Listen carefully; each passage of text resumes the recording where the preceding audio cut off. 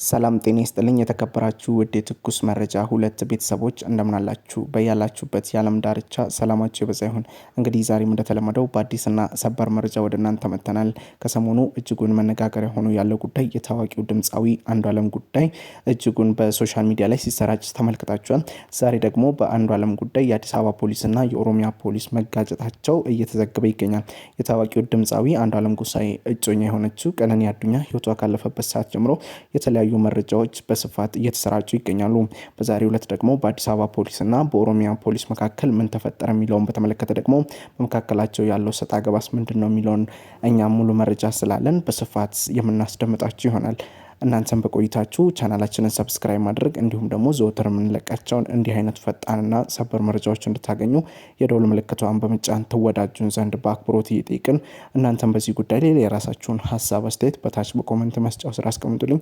ይህ ቪዲዮ ለብዙ ሰዎች እንዲደርስ ላይክ፣ ሼር ማድረግ እንዳይረሳም እያለን ወደ መረጃዎቹ መመራን በድጋሚ መልካም ቆይታም። ሌላው ደግሞ አሁን ላይ ብዙዎችን እያነጋገረ የሚገኘው ጉዳይ ደግሞ የሟች ቀነኒ ወላጅ አባት የሆኑት አዱኛ ዋቃ ስለ ልጃቸው እጅግ ልብ የሚነካ መልእክትን በቀብር ስነ ስርዓቱ ወቅት ማስተላለፋቸው ይታወሳል። የቀነኒ ወላጅ አባት ስለ ልጃቸው ሲናገሩ ልጄ ጠንካራና እጅግ ብርቱ ታታሪ ሰራተኛና ውብ መልከ መልካም ለብዙዎች ምሳሌ መሆን የምትችል ልጅ ናት ሲሉ መናገራቸው ይታወቃል። ልጄ እንኳን ራሷን ልታጠፋ ለሌሎች ብርታትን ለሌሎች ደግሞ ምክርን የምትሰጥ ናት እንጂ እሷ እንዲህ አይነት የረከሰ ነገር አታደርግም ሲሉ ወላጅ አባቷ በቀብር ስነ ስርዓቱ ወቅት መናገራቸው ይታወሳል። ሌላው ደግሞ አባት ስለ ልጃቸው ሲናገሩ ልጄ ራሷን አጥፍታ ነው ብዬ አላምንም። ምክንያቱም ደግሞ የኔ ልጅ ጠንካራነት የኔ ልጅ እንደዚህ አይነት የወረደ ነገር አታደርግም። ተስፋ የሚያስቆርጣት ነገርም የለም ይህን ነገር ለመወሰን። ምክንያቱም ደግሞ ልጄ እንኳን ለራሷ ለቤተሰቦቿ የቤተሰቦቿን ህይወት ለመቀየር የራሷን ህይወት ለመቀየር የምትጥር ከፍ ያለ ደረጃ ላይ ለመድረስ የምታስብ ልጅ ናት ሲሉ አባት ተናግረዋል። ሌላው አሁን ላይ ብዙዎችን ደግሞ ግር ያስባለው ነገር ደግሞ የቀነኒ ወላጅ አባት የሆኑት አዱኛ ዋቃ ድምፃዊ አንዱዓለም ጎሳኤን አግኝቼ ማናገር እፈልጋለሁ ሲሉ መደመጣቸው ደግሞ ሌላ ንግግር የፈጠረ ጉዳይም ሆኗል።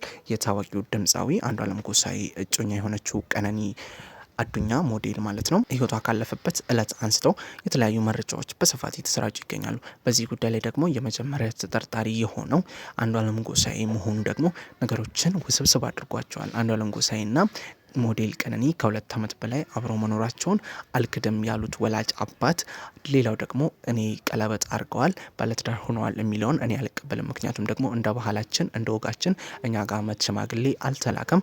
ስለዚህ እነዚህ ሰዎች ባልና ሚስት ናቸው ብለን መቀበል እጅጉን ይከብዳል። ነገር ግን ጓደኝነት ጥሩ ግንኙነት እንዳላቸው አልክድም ሲሉ የቀነኒ ወላጅ አባት ተናግረዋል። ድምፃዊ አንዱዓለም ጎሳኤ የሞዴል ቀነኒ ህይወት ካለፈበት እለት ጀምሮ ድምፃዊ አንዱዓለም ጎሳኤ በፖሊሶች ቁጥጥር ስር ውሎ ማጣራት እየተደረገበት ይገኛል። ለዚህ ደግሞ የመጀመሪያ ተጠርጣሪ የሆነበት ምክንያት በወቅቱ ከሱ ውጪ በዛ አካባቢ የነበረ ሰው አለመኖሩ ነገሩን ወደሱ እንዲዞር ያደረገው ይመስላል።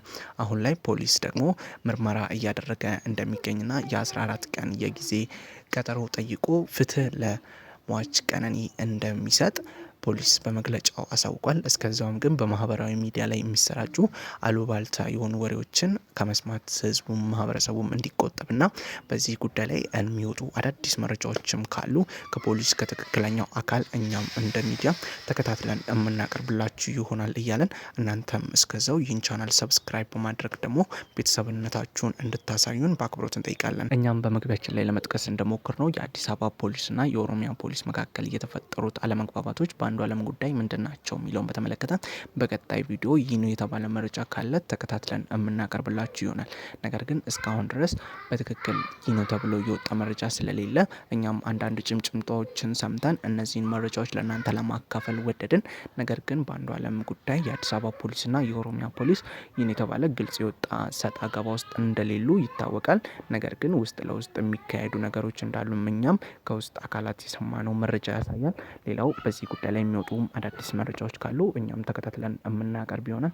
እናንተም በዚህ ጉዳይ ላይ ሀሳብ አስተያየታችሁን መጻፍ እንዳዘነጉ ስለ ቀነኒ አዱኛም ፍትህ ለቀነኒ አዱኛ እያላችሁ በታች ኮሜንት መስጫው ስር በመጻፍ ለፍትህ እንድትቆሙ ለማለት ያክል ነው።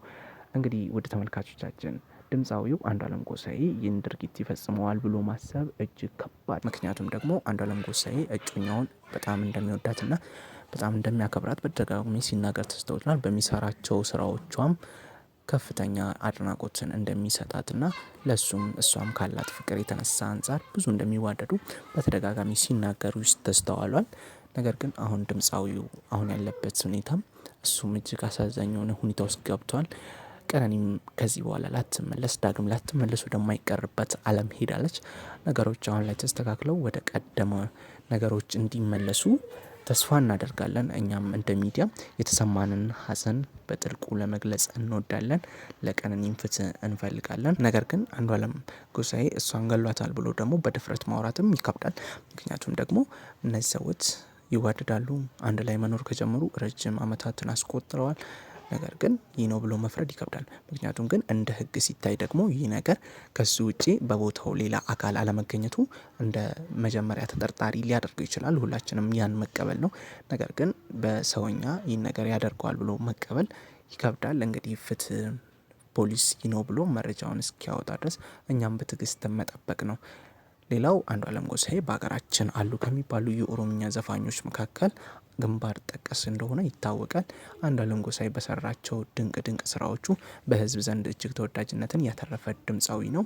እንግዲህ አንዷለም ጎሳኤ በሚሰራቸው ዜማዎች ውስጥ እጅግ ብዙ መልእክቶችን አዘል የሆኑ ግጥሞችንም ለህዝቡ አድርሷል። እንግዲህ ድምፃዊውም ከዚህ ነገር ነፃ ሆኖ ምናልባትም ልጅቷ ራሷን አጥፍታም ሆኖ ከሆነ ለዚህ ነገር ትክክለኛው ነገር ገጥሞት ድምፃዊ ወደ ቀደመ ህይወቱ እንደሚመለስ ተስፋ እናደርጋለን እያለን እኛም ለዛሬ ያዝንላችሁ ፕሮግራም ይህን ይመስል ነበረ። ቀጣይ በሌላ ቪዲዮ እስክንገናኝ ድረስ በያላችሁበት ቸር ቆዩን። ቻናላችንን ሰብስክራይብ ማድረግ ደግሞ እንዳይረሳ፣ ቤተሰብነታችሁን አሳዩን እያለን ለዛሬ ያዝንላችሁ ፕሮግራም ይህን ይመስል ነበረ።